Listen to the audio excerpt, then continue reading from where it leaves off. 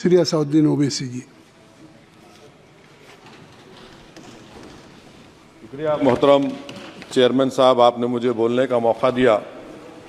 मैं शुरुआत में बताना चाह रहा हूं कि मैं हुकूमत की तरफ से लाए गए इस रेजोल्यूशन की मुखालिफत में बोल रहा हूं और मैंने अमेंडमेंट्स भी दिए हैं प्रेजेंट एड्रेस के लिए। और चेयरमैन साहब, आप उर्दू को जानते हैं। किसी एक शायर ने शायद बरसर इख्तिदार जमात के लिए ये शेर कहा होगा कि उसूल बेचकर मसनद खरीदने वालों, निगाह अहले वफा में बहुत हक़ीर हो तुम। वतन का पास तुम्हें था न होगा कभी कि अपने हिर्स के बंदे हो, बेज़मीर हो तुम। इज़्ज़त नफ्स किसी शख्स की महफूज नहीं, अब तो अपने ही निगहबानों से डर लगता है। डंके की चोट पे जालिम को बुरा कहता हूँ, मुझे सूली से न जिंदानों से डर लगता है। मोहतरम चेयरमैन साहब, मैं आज इन लोगों की तरफ से बोल रहा हूँ जो दिखते तो हैं, जिनके बारे में बात तो होती है मगर उनकी कोई नहीं सुनता। मैं उनके बारे में बोल रहा हूँ जिनके बारे में वज़ीर आज़म मोदी ने कहा था कि घुसपैठी हैं। मैं उन बेटियों और माओं के बारे में कह रहा हूँ जिनके बारे में मोदी ने कहा कि ज़्यादा बच्चे पैदा करते। मैं उन मासूम नौजवानों के बारे में कह रहा हूँ जिनको मॉब लिंचिंग के ज़रिए मारा जा रहा है। मैं उन बेज़ुबान माँ और बाप के बारे में बोल रहा हूँ जिनकी औलाद आज इस हुकूमत के गलत कानून के चक्कर में जेलों में सड़ रहे हैं। सर, मैं दस्तूर जब इस ऐवान में बन रहा था, संविधान बन रहा था, तो उस वक्त अलहदा वोटर लिस्ट और इंतखाबी रिजर्वेशन की बात आई तो उस वक्त के हमारे फाउंडिंग फादर्स ने, हमारे बुजुर्गों ने, दोनों समुदाय के हिंदू और मुसलमानों ने फैसला किया कि हम इस पर राज़ी नहीं होंगे। बल्कि उन्होंने क्या कहा था हमारे फाउंडिंग फादर्स ने, उन्होंने मुखालिफत की थी अलहदा वोटर लिस्ट की और इंतखाबी रिजर्वेशन की। उन्होंने कहा था, I quote sir, it is the duty of majority community to ensure that minorities are elected in the representative numbers. BJP मुसलमानों की नफरत पर जीतती है और मुसलमानों के नाम निहाद मसीहा मुसलमानों के 90% ज़्यादा वोट हासिल करते हैं, मगर फिर भी इस ऐवान के दरवाजे नहीं खुलते मुसलमानों के लिए और सिर्फ 4% मुसलमान जीत कर आते हैं। सर, संविधान सिर्फ एक किताब नहीं है जिसे चूमा जाए, संविधान एक किताब नहीं है जिसे दिखाया जाए, संविधान एक सिंबल भी है, मगर संविधान एक हमारे बुजुर्गों के ख्वाबों की किताब है। हमारे जमहूरियत को हमारे बुजुर्गों ने इस तरह समझा, हमारे फाउंडिंग फादर्स ने इस तरह जमहूरियत को समझा कि इसमें हर समुदाय और मजहब और समाज के मानने वाले लोगों की राय को शामिल किया जाएगा इस मुल्क को चलाने के लिए। मगर इस ऐवान में सिर्फ 4% मुसलमान जीत कर आते हैं। मैं संविधान से जो मोहब्बत के दावे करते हैं उनसे कहूंगा कि कभी उठाकर पढ़ो कॉन्स्टिट्यूएंट असेंबली डिबेट्स में कि नेहरू ने, HC मुखर्जी ने, सरदार हुकुम सिंह ने माइनॉरिटीज के बारे में क्या कहा था।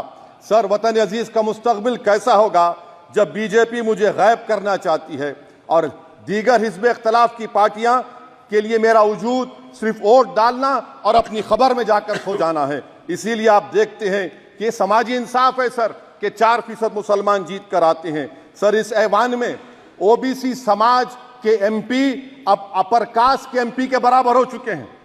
OBC समाज के MP अब अपर कास्ट MP के बराबर हो चुके हैं और 14% मुसलमान सिर्फ 4% जीत कर आते हैं।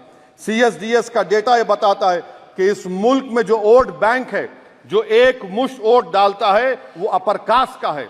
मुसलमान का कभी ना वोट बैंक था ना कभी रहेगा। सर, 4 जून के बाद 6 मुसलमानों की मॉब लिंचिंग हुई।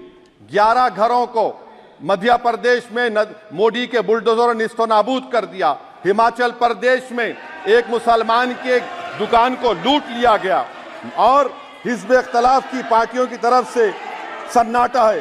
शायद अब वक्त आ चुका है कि लफ्ज मुसलमान का नाम लेना भी अब उस पर पाबंदी आयद कर दी जाएगी। सर, मैं ये बात बताना चाह रहा हूँ कि नरेंद्र मोदी को जो मैंडेट मिला है। एक मिनट, आप लोग बैठ जाएं, कृपया आप लोग बैठ जाएं। श्री मनसुख मांडविया जी, आप लोग बैठ जाएं, कृपया माननीय सदस्य बैठ जाएं। श्री मनसुख मांडविया जी, कृपया आप लोग बैठ जाएं। अपने प्रारंभिक आप लोग बैठ जाएं, आप लोग बैठ जाएं। माननीय सदस्य ने अपने प्रारंभिक भाषण में जो शब्द प्रयोग करा है उसको ऑथेंटिकेट करा जाए। और अभी उन्होंने उल्लेख करा कि मोदी के बुलडोजर ने वहाँ मॉब लिंचिंग करा है उसको भी ऑथेंटिकेट करा जाए। निश्चित तौर से इसको ठीक है। उवैसी साहब जब भी कोई बात नहीं सर, आप चेयर पर बैठे हैं जी, इसलिए आप मंत्री जी को पेट में दर्द हुआ, माशाल्लाह, शुक्रिया उनका। नहीं, तो सर मैं ये मंत्री की जवाबदेही जवाबदेही है अरे नहीं, मंत्री इससे बुरी बात क्या है? पेट में दर्द हो सकता है, वो दर्द ये सब ठीक अच्छा है। दर्द हुआ, चलिए दर्द हुआ, दिल का दर्द हुआ। तो सर, जो नरेंद्र मोदी को मैंडेट मिला है वो सिर्फ और सिर्फ मुसलमानों की नफरत पर हिंदुत्व की वजह से मिला है।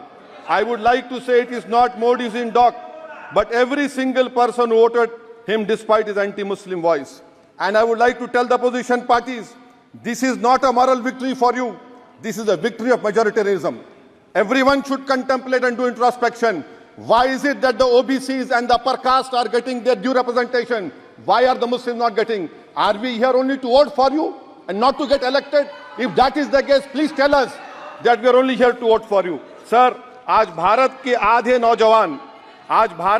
नौजवान बेरोजगार हैं और रोजगार की तालाश, बेरोजगारी का आलम यह है सर कि मोदी सरकार के 5 साल में 75 लाख एस्पिरेंट्स की जिंदगी बर्बाद हो गई, 6 पेपर लीक हुआ। बेरोजगारी का आलम यह है सर कि रशिया जा रहे हैं, वहां जाकर अपनी जानों को दे रहे हैं।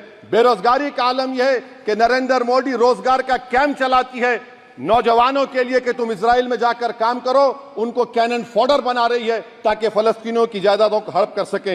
ये भी कंक्लूड कर। अरे सर मेरा टाइम है, कहाँ टाइम है सर? आप ये टाइम ले लिए मेरा सर, मैं 2 मिनट दीजिए। ये विश्वगुरु की पॉलिसी है, इजराइल को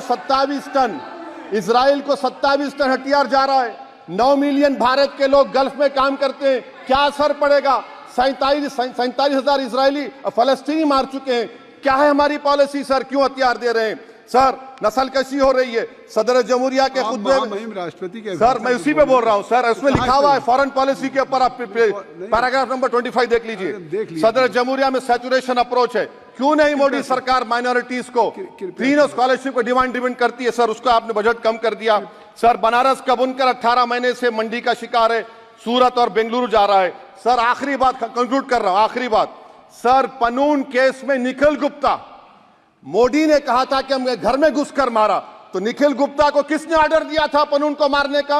अगर नहीं दिया तो उसको बचाइए, और अगर दिया नहीं तो फिर उस पर पीएमएलए क्यों नहीं लगाते? और सर समाप्त करो। कमेटी बनाई आपने, उसका क्या हुआ सर? हम एससीओ को नहीं जा रहे सर। मैं आपको बता रहा हूं कि मैं अपनी इस तकरीर को टीपू सुल्तान की नजर, सुनिए सर, अब हो गया खत्म कर रहा हूं सर। मैं अपनी तकरीर को टीपू सुल्तान के नजर कर रहा हूं। ये टीपू सुल्तान की फोटो है, क्या आप इससे भी नफरत करेंगे सर? ये संविधान में टीपू सुल्तान की फोटो है जिस पर वल्लभ भाई पटेल ने साइन किया, श्यामा प्रसाद मुखर्जी ने साइन किया। ये आपकी नफरत है सर। आखिर में मैं अपनी बात को खत्म कर रहा हूं इस शेर पर कि क्या दिन दिखा रही है सियासत की धूप छांव।